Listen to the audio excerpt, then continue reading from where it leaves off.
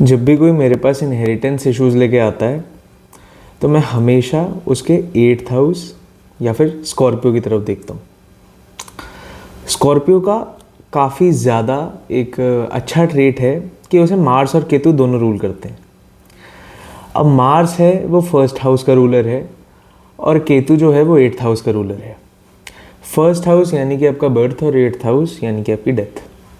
अब स्कॉर्पियो एक ऐसा साइन है जहाँ पे डेथ और बर्थ दोनों का मिलन होता है। अगर आप स्कॉर्पियो में सक्सीड करना चाहते हैं तो आपके लिए बहुत बहुत ज़रूरी है कि आप डेथ को जीतने दें, क्योंकि आप कुछ भी कर लें स्कॉर्पियो में असली रूल तो केतु का ही रहेगा। अब क्या है, लोग लेट गो नहीं कर पाते। लोग काफ़ी ज़्यादा चीज़ों को पकड़ के रहते हैं, काफ़ी ज़्यादा मार्शियन क्वालिटीज़ लेके अंदर बैठे रहते हैं।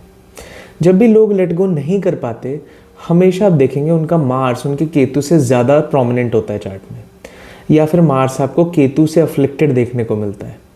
इंसान से छोड़ा नहीं जा रहा, इंसान अपने अंदर चीज़ों को बिठाए हुए बैठा है, जिसकी वजह से उसे बहुत ज़्यादा प्रॉब्लम्स देखने को मिलती हैं। इनमें से एक है इनहेरिटेंस इश्यूज़। 8th हाउस बहुत सारी चीज़ों को दिखाता है, इंश्योरेंस हो, ट्रांसफॉर्मेशन हो, इनहेरिटेंस हो, अनअर्न्ड मनी हो, ख़जाना हो, लॉटरी हो, ये सब कुछ 8th हाउस है। बेसिकली वो सारी की सारी चीज़ें जो कि आपने कभी भी, जिनके लिए कभी मेहनत नहीं की, वो सारी की सारी हम 8th हाउस से देखते हैं।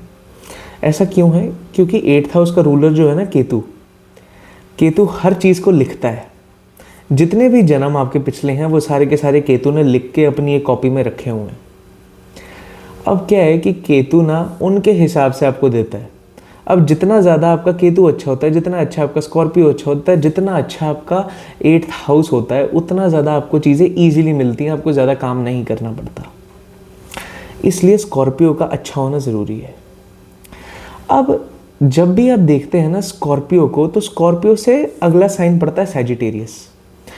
अब क्या है कि आपको क्यों करना है लेट गो, आपको क्यों करना है अपनी चीज़ों को सैक्रिफाइस, आपको क्यों हार माननी है, आपको क्यों डेथ की तरफ जाना है, बर्थ की तरफ नहीं जाना, आपको क्यों केतु की तरफ जाना है, मार्स की तरफ नहीं जाना। एक रीज़न है इसके पीछे।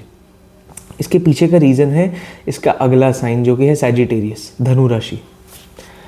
धनु राशि जो है ना, धनु राशि को कुंडली का ना पावर पॉइंट बोला गया।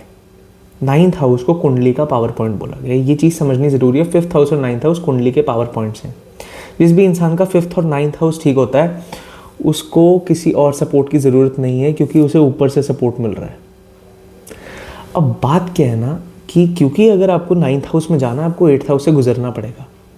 अब अगर 8th हाउस से गुजरना है, अगर आप लड़के गुजरे, अगर आप मार्स बन के गुजरे, अगर आप मंगल बन के लड़ के गुजरे, तो आपको 9th हाउस का पूरा सुख प्राप्त नहीं हो पाएगा, क्योंकि मार्स और जुपिटर की इतनी कुछ खास बनती नहीं जितनी केतु की जुपिटर के साथ बनती है।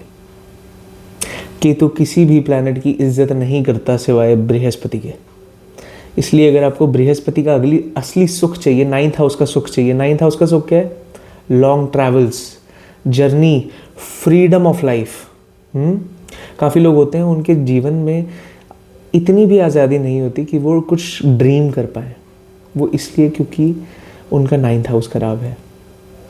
9th हाउस क्या है? फादर के साथ सुख, फादर के साथ रिलेशन कैसा होगा, आपकी फ्रीडम कैसी होगी, आपकी मैरिड लाइफ के बाद आपके अपनी पत्नी के सिबलिंग्स के साथ रिलेशन कैसे होंगे, पत्नी और आपके इंटरेस्ट्स मैच करेंगे या नहीं करेंगे। ये सारी की सारी चीज़ें 9th हाउस देता है आपको।